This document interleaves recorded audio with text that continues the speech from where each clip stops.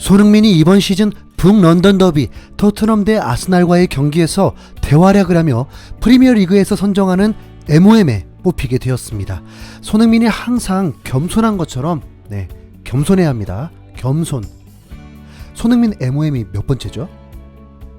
손흥민은 인터뷰에서 원더골을 행운이라고 말하는 겸손함을 역시나 보였습니다. 내가 많이 훈련한 위치인 건 맞다. 사실 그렇게 들어갈지는 몰랐다.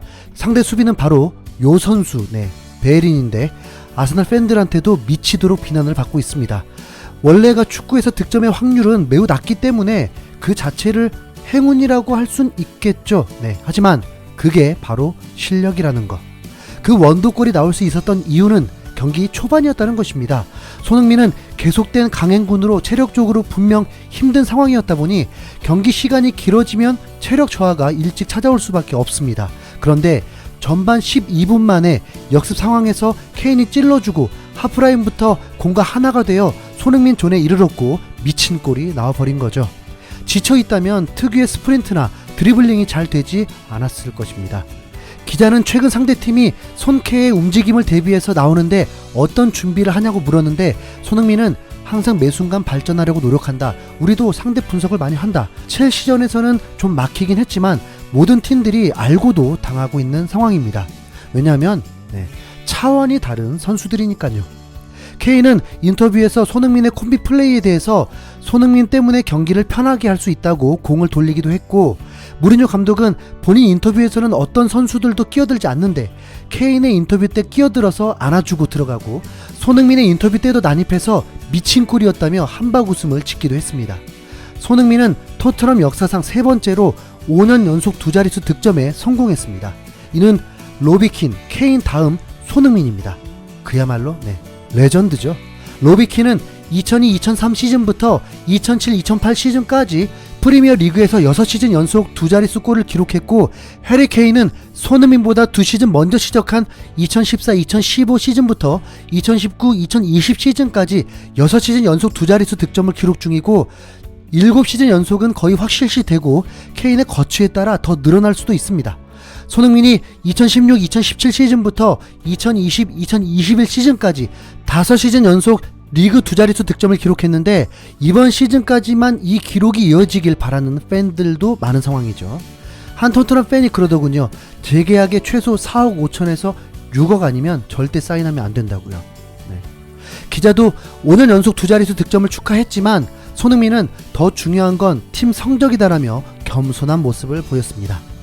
아르테타 감독은 영국 공영방송 BBC를 통해서 우리가 손흥민에게 너무 조심스러웠을 수도 있지만 그의 골은 원더골이었다고 높이 평가했습니다. 손흥민의 원더골은 다양한 반응들이 있습니다. 먼저 손흥민 골 세레머니 중 찍힌 사진 중에 한 사람이 같이 찍혔는데 다름 아닌 우리의 사령관 호이베르였습니다. 그런데 같은 팀에서 골을 넣었는데도 얼마나 놀랐으면 기쁨의 표정이 아닌 놀라고 있는 표정을 보여주었습니다. 호이베르는 분명 토트넘에서 뛴 지 4개월밖에 안 됐는데 최고의 선수로 인정받고 있습니다. 이번 경기에서 스카이 스포츠 외 몇 영국 매체는 손흥민이 한 골 1도움을 기록하였음에도 불구하고 MOM을 호이베르를 주었고 평점도 손흥민보다 높게 주기도 했습니다. 호이베르는 11경기 동안 정경기 풀타임을 뛰었을 정도고 다른 대회까지 포함해서는 더욱 출전 시간이 많아서 오히려 혹사 논란이 제기될 수 있을 정도인데, 그렇게까지 활용돼도 지친 기색 하나 없이 자신을 불태우듯 경기에 임하고 있고, 이번 아스날전에서도 점유율이 거의 3대7까지였고 수많은 크로스 폭격이 날아오더라도 무실점이 가능했던 이유가 바로 호이베르 덕분입니다. 3일전 라스크전에서도 호이베르가 선발 출전하였고 그 경기를 통해 무리뉴 감독은 대놓고 손흥민과 호이베르가 아니었으면 졌다고 했을 정도입니다. 스포츠 바이블은 손흥민의 골이 이번 시즌에서도 또 올해의 골 후보가 될 수 있다고 했습니다. 현재 지난 시즌 손흥민의 번리전 70m 드리블 골이 푸스카스 후보에 노미네이트 되면서 손흥민이 큰 사고를 칠 수도 있는 상황인데 2년 연속 전세계 축구 팬들에게 기억될 만한 골을 또 나오게 만들었습니다. 게리 네빌은 스카이 스포츠와의 인터뷰를 통해서 손흥민은 월드 클래스다. 축구계에서는 전 세계 어느 팀이든 갈 수 있는 선수가 몇 명 있다. 아르테타 감독도 손흥민의 골을 향해 월드 클래스라는 단어를 썼고 아직도 손흥민은 진정 월드 클래스인가에 열띤 논란 중입니다. 월드 클래스. 이 손흥민 월드 클래스에 대해서 무리뉴 감독이 인터뷰를 통해 기자가 물었습니다. 손흥민과 케인의 한 쌍이 어디까지 올려놓을 수 있다고 보냐고 물었습니다. 그러자 무리뉴 감독은 동문서답부터 시작했습니다. 손흥민, 케인은 월드 클래스 선수다. 매우 단순한 사실이다. 바디, 조타, 마네, 제주스, 아구에로, 레시포드, 마샬. 하지만 내가 인정해야 할 것은 케인과 소는 월드 클래스 선수들이다. 무리뉴 감독이 어느 한 선수를 치켜 세우는 걸 함부로 하지 않는 감독인데 이례적으로 대놓고 손흥민을 월드 클래스라고 인정해버렸습니다. 네. 이렇게 되면 이제 손흥민 아버지만 민망하게 되는 거죠. 네. 아니면 손흥민 아버지가 무리뉴 감독보다 더 높은 수준의 축구를 생각하는 걸까요? 네. 손흥민의 이 골은 북런던 더비 역사상 최고의 골로 선정이 예상되고 있습니다. 그랬더니 손흥민은 북런던 더비 예고편에 영원히 자신의 골이 쓰였으면 좋겠다는 바람도 전했습니다. 토트넘은 리그 단독 선두에 오르게 되었습니다. 우승 경쟁팀인 첼시도 승전보를 울렸고 리버풀은 울버햄튼을 만나서 나름 고전을 예상했지만 주전들이 충분히 휴식을 취한 후 경기를 했더니 4대 0으로 가볍게 제압해버렸습니다. 하지만 토트넘의 최소 실점 때문에 넘기는 역부족이었습니다. 리버풀은 골은 토트넘보다 많지만 실점이 무려 17점이고 토트넘은 리그 유일한 한 자릿수 7점을 기록했습니다. 그러니까 경기당 한 골도 내주지 않는다는 것입니다.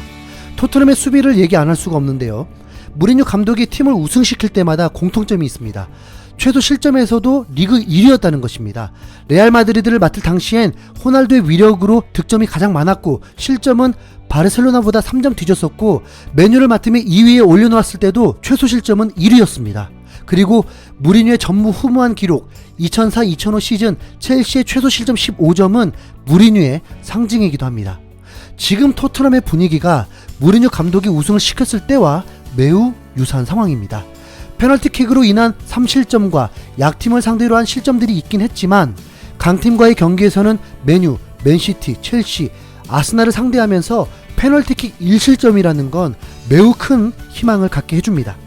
분명 토트넘은 3일 전 라스크를 상대로 3실점을 하는 불안한 모습을 보여줬습니다. 이런 팀이 우승 후보라고 하기엔 역부족이죠. 그런데 토트넘이 최대 3실점을 2번 한 적이 있는데 실명 거론해서 미안하지만 그때마다 산체스가 있었습니다. 산체스는 현재 자신의 입지가 불안해지자 이적을 요청하고 있다고 하는데 의외로 한 영국 매체에서는 산체스가 떠나면 자금 확보가 가능해진다고 전하기도 했습니다. 산체스가 더 좋은 곳에서 뛸 수 있었으면 참 좋겠네요. 그 경기만 아니면 토트넘은 전 경기에 필드골 실점 1점 이상을 하지 않았을 정도입니다. 이 정도라면 충분히 우승 가능하다고 봐야겠죠. 리버풀을 만나기 한 경기 전입니다. 이제 먼저 깔끔하게 크리스탈 팰리스를 잡고 진짜 최고 빅매치 리버풀전을 대비할 수 있었으면 좋겠습니다. 이제 손흥민 월드 클래스라는 말에 그 어떤 반박도 없길 바라며 손흥민의 승승장구와 무리뉴 매직이 계속해서 통할 수 있길 바라며 이상 흰수염 고래였습니다. 긴 시간 시청해주셔서 감사하고요. 좋아요 클릭과 구독해주시면 더욱 감사하겠습니다.